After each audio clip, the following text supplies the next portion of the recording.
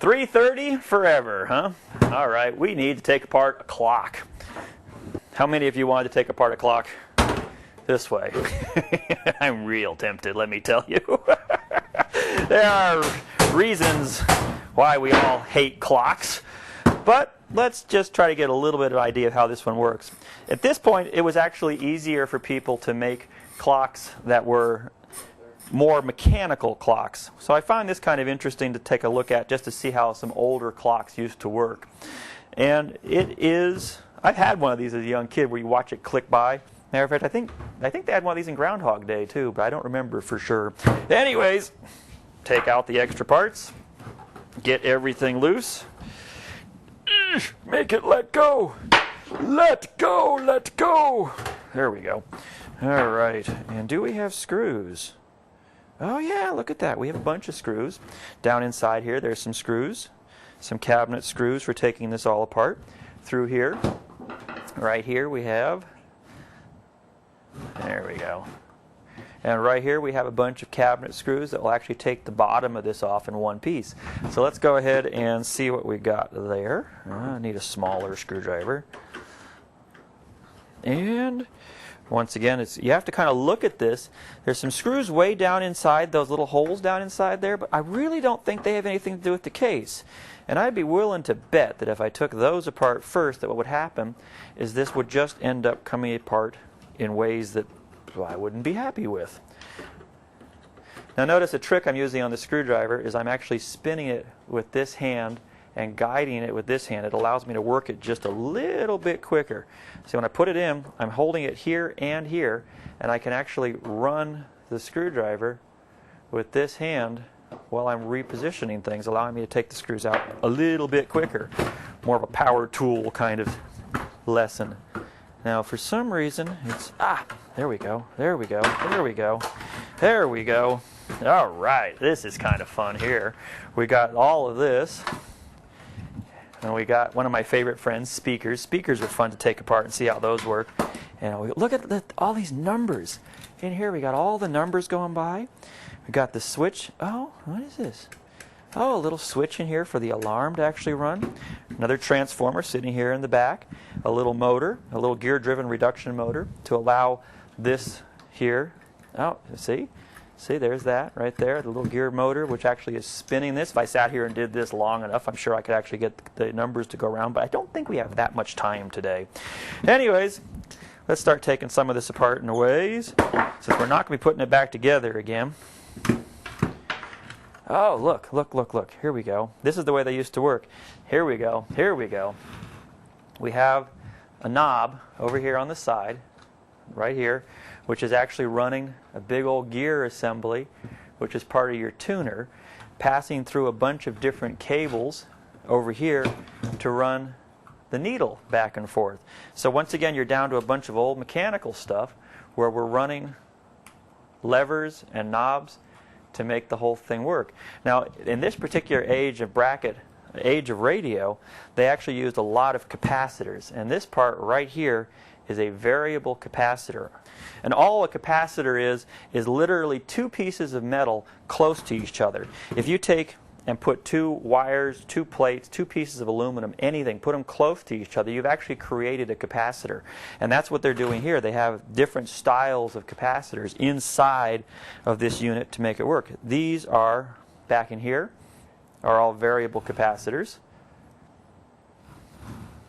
These back in here, these little metal boxes, are all variable capacitors for actually helping them set everything up.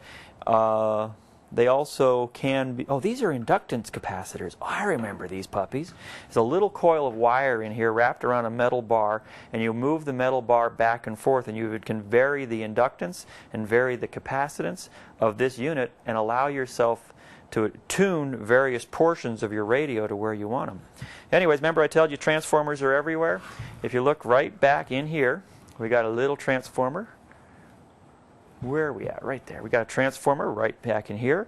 We have another transformer right here. We have little coils back in here, which are actually different styles of capacitors and inductors right in there.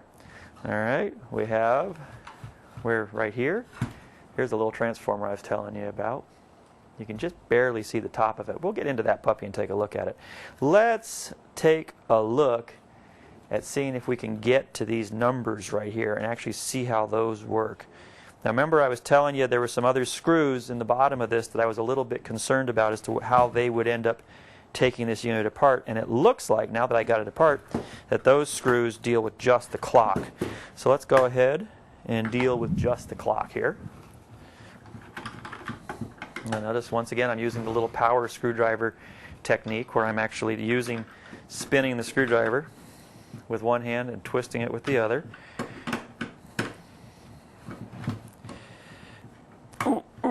Since all 4 screws are coming loose, the 4th one's being a pain. It's not working quite as smoothly as you think it should. But yeah, there it went. There it went. All right. And once again, since we have no intentions of putting this back together again, remember, the world makes lots of junk. Take some of it apart, see how it works. There. This is kind of fun. Our little clock mechanism in here. We can set our alarm. And we should be able to, there we go, set the time here. So we actually have the ability to change this, to set the time. And that's how this pup works. It's fascinating, once again, to get in here and take a look at the different ways they have these set up. Now this, if you look at it real close, how tight of a shot can we get in here? How tight? There we go. There we go. You can just barely see there's a little lever right here, and on these higher numbers they have a part sticking out of them just a bit. So what's happening is these higher numbers are holding this little lever over here down, and as this clicks by on the taller numbers, when you get to the last one, it doesn't have one on it, and it'll allow the 8 to drop by. But these, once again, don't have that little bar sticking out until you get around what? Ooh, it starts at 45. There it is. And once again, you go around, you got the longer bar sticking out, and you go to your next time. Isn't that fun? So that's how that works. And we could have a good old time taking this apart. However, to be honest with you, you know how this needs to come apart? We need to look at the inside of this thing really good, all right? This needs to come apart the way any good clock should come apart. Very carefully.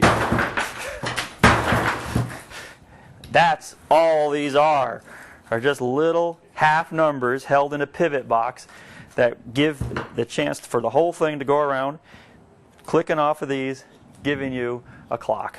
All right? And that's basically it.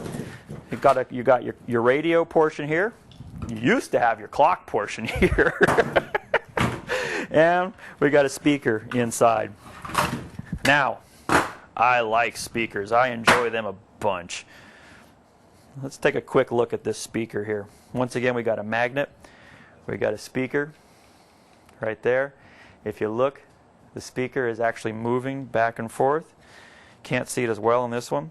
Your power is coming in off of these wires here, passing into here through little wires. They're going down and coming back through the case through here to your inside coil, and the inside coil is an electric magnet, and the outside coil here is actually a physical magnet. Once again, world makes lots of magnets, makes lots of speakers, don't have any problems taking it apart. And in here is the actual support piece for this. And once again, we can take this, here you are, you can see it moving. This part is still moving. There's your support. This is the part making the sound. This part helps keep it centered in and working. Get in here, carve it out, and we should, come on, let go. There it is. There is the part that actually runs your speaker. This is the electric magnet that actually is forcing against the physical magnet, causing your speaker to work. Anyways, that is the basics of how a clock radio works. Now they just gotten different. They're electronics now. There's not as many fascinating, interesting parts inside. But the old ones will show you wonderful mechanical abilities and a good chance to be able to see how older mechanical stuff actually functions. Anyways, that is a clock radio. Next!